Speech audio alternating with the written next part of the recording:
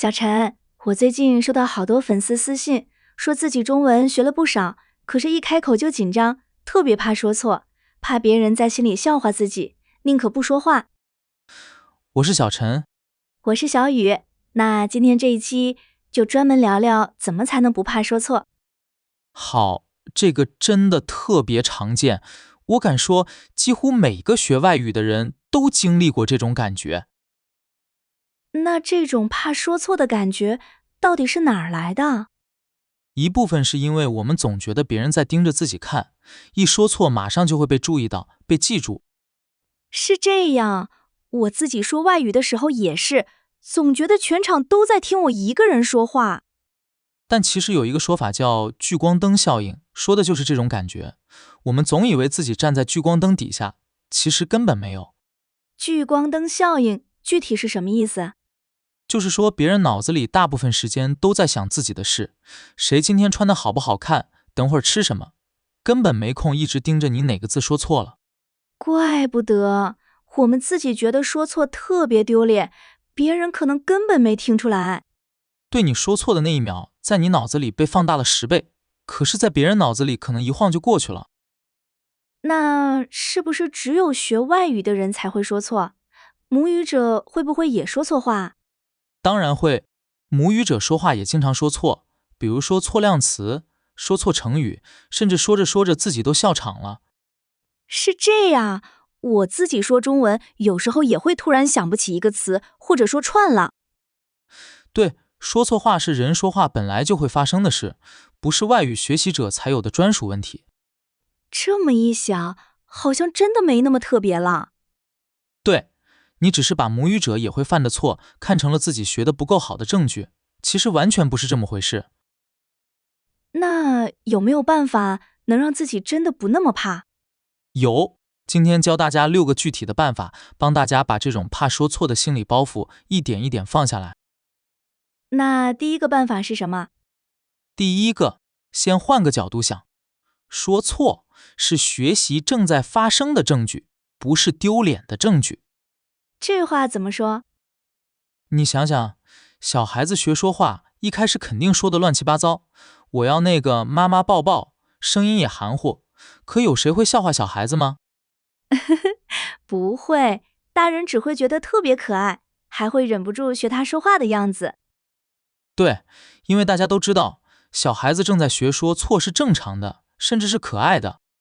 那大人学外语说错，为什么就变得那么丢脸啦？其实一点都不丢脸，道理是一样的，说错只是说明你正在学，而不是学得不好。这么一想，心里真的松快多了。再想想，学骑自行车，谁不是摔过几次才学会的？摔跤不是失败，是学会之前必须经过的一步。说错话也是一样，是学会之前必须经过的一步。我们学一句可以提醒自己的话，说错了，不是丢脸，是正在学习的证据。说错了，不是丢脸，是正在学习的证据。说错了，不是丢脸，是正在学习的证据。那第二个办法呢？第二个，开口之前，提前准备一句退路句子，先说明自己在学，把大家的期待降下来。退路句子具体要怎么说？比如你可以先说，我中文还在学，说得不好，请多包涵。一句话说在前面，对方就知道该怎么听你了。这样有什么用？用处特别大，因为对方一听你先这么说，心里的期待马上就降低了，他不会用母语者标准来听你，反而会更耐心。原来提前说清楚，反而是给自己减压。对，而且大部分人一听到这句话，态度都会变得特别友善，甚至会主动放慢语速帮你纠正。那如果场合比较正式，比如跟同事说话，是不是也可以这么用？完全可以换个说法就行，比如我中文水平一般，说的不对的地方麻烦提醒我，一样是先把退路铺好。好，这个办法我记住了。我们学一句可以提前准备的话，我中文还在学，说的不好请多包涵。我中文还在学，说的不好请多包涵。我中文还在学，说的不好请多包涵。那第三个办法呢？第三个，一开始别挑最难的场合练，先挑安全的对象练习。安全的对象指的是什么样的人？就是那些不会因为你说错就笑话你的人，反而愿意等你，愿意帮你，比如熟悉的朋友，或者专门找的语言搭子。那如果一开始就找特别严肃的场合，比如正式的工作会议，会怎么样？压力会特别大，一紧张反而更容易说错，说错了又更紧张，容易变成一个恶性循环。那应该怎么安排练习的顺序？先从最轻松的开始，比如跟朋友聊天，或者用手机跟 AI 对话，说错了也没关系，慢慢练熟了再去应付正式一点的场合。原来不是一上来就要挑战最难的，是要一步一步来。对，就像学游泳，不会一开始就跳进最深的水里，是先在浅水区练熟了，再往深处走。这个比喻我喜欢，浅水区先练熟。我们学一句可以提醒自己的话：先找安全的人练习，练熟了再去挑战正式场合。先找安全的人练习，练熟了再去挑战正式场合。先找安全的人练习，练熟了再去挑战正式场合。那第4个办法呢？第4个，把每次说错都当成一份数据，而不是一次失败。当成数据是什么意思啊？就是说错了以后，不要光顾着难过，试着记下来这次错在哪儿，是发音还是量词，还是语序。这样记下来有什么用？用处特别大，因为你记住的这个点，下次就会格外小心。说错一次，其实是免费得到了一条该往哪儿改进的信息。这么说，说错反而是一件好事。某种程度上，是的。不敢开口的人，反而永远不知道自己哪里会说错，因为他根本没说过。原来越敢说，进步的信息就越多。对，越怕说错越不开口，反而是学得最慢的路。那要怎么记这些数据？不用复杂，手机备忘录记一句就行。比如今天把一个人说成了一指人，下次注意量词，简单一句够用了。好，这个我今天就开始记。我们学一句可以提醒自己的话，说错了就记下来，这是一份免费的进步信息。说错了就记下来，这是一份免费的进步信息。说错了就记下来，这是一份免费的进步信息。那第5个办法呢？第5个，主动用一句自嘲的话开场，反而能把气氛破开。自嘲开场，比如怎么说？比如刚开口就先说我中文说的不太好，大家多担待，或者笑着说我中文水平大概是个小学生，先自己说出来。这样做有什么好处？好处是你自己先说了，别人就不好意思再笑话你了，反而会觉得你挺可爱挺真诚的，愿意多帮你一把。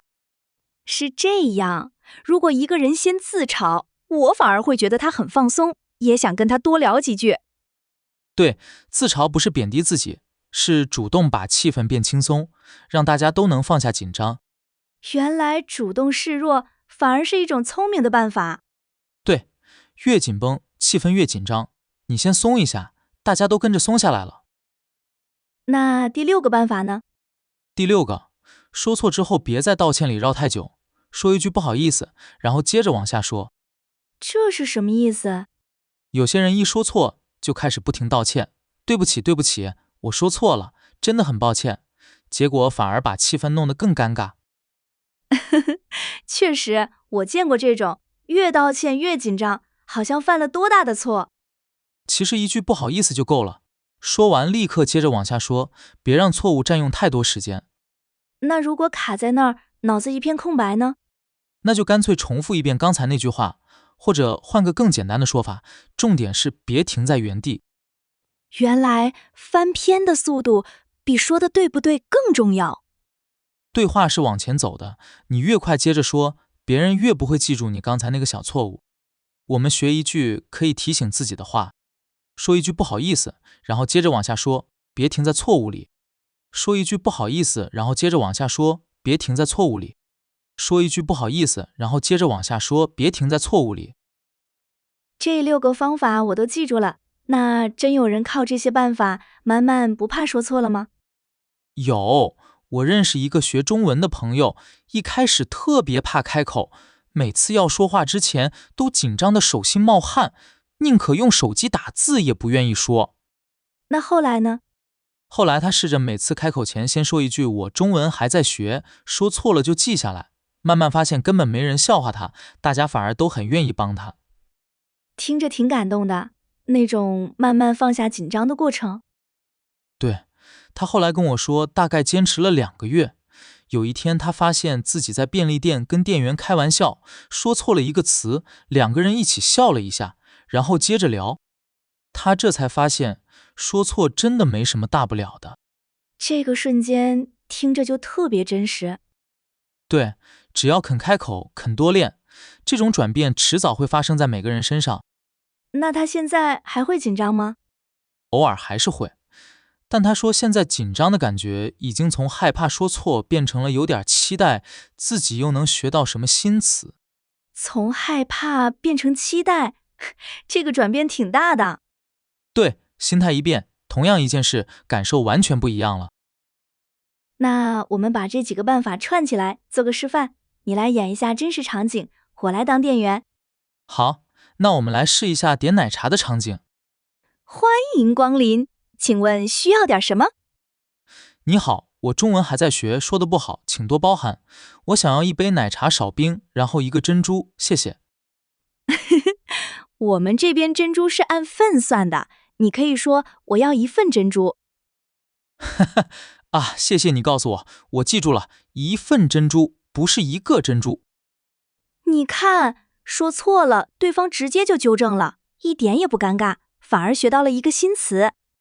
对，而且因为我提前说了自己在学，店员反而特别耐心，还多解释了一句。那我们再试一个场景，跟中国朋友聊天，声调说错了会怎么样？好，比如我想说我想睡觉了，结果声调说错，听起来像别的意思。那我来当朋友，你说说看。我今天好累，我想水饺了。水饺，你是不是想说睡觉？对，睡觉，谢谢你，我声调说错了。你看，就算说错，整个词都变了，朋友也只是笑一下，然后接着聊天，根本没人当回事。对，这就是今天想告诉大家的，说错真的没有你想的那么严重。那我们再加一个场景，示范一下翻篇这个办法，这次是问路。好，比如我想问路，结果说错了方向词。我来当路人，你说说看。你好，请问厕所在哪里？啊，不是，我是说地铁站在哪里？地铁站在前面那条路，往左拐就到了。谢谢，不好意思，我一下说错了。你看，说错了没有停下来道歉半天，一句不好意思，接着就问到了想问的信息。对，重点从来都不是有没有说错，是能不能顺利把事情办成。那我们来做几个小练习，我说一个情况，你说说该用哪个办法，考考你。好，你说。一开口就紧张，总觉得别人一直盯着自己看，这是哪个心理误区？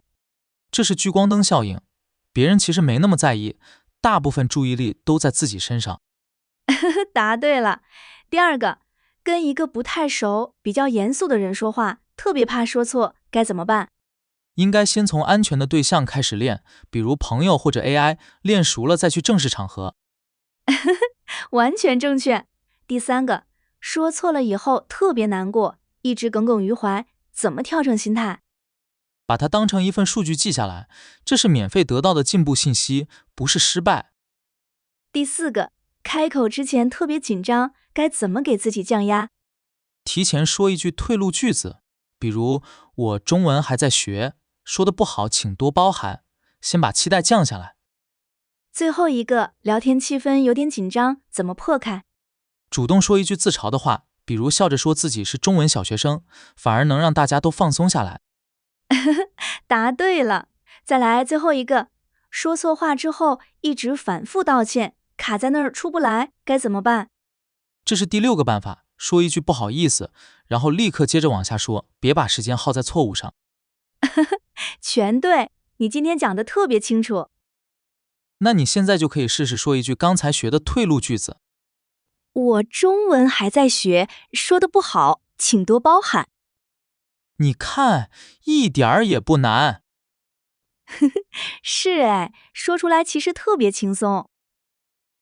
那我们简单回顾一下今天的6个办法。第一，说错不是丢脸，是正在学习的证据。第二，提前准备一句退路句子，把大家的期待降下来。第三，先找安全的对象练习，练熟了再挑战正式场合。第四，把说错当成数据记下来，是免费的进步信息。第五，主动自嘲一句，反而能把紧张的气氛破开。第六，说错之后别反复道歉，说一句不好意思，立刻接着往下说。最后别忘了，几乎没人真的在意你说错了什么，母语者自己也常说错，大家都在忙自己的事。这6个办法，大家今天就可以试试，找一句退路句子，勇敢开口说一次。说错不可怕，可怕的是因为怕说错，一直不敢开口，那才是真的原地踏步。如果你试过哪个办法，或者有自己的小窍门，欢迎在评论区告诉我们。那我们今天就先聊到这儿，下期再聊别的中文学习方法。好，我们下期见。再见。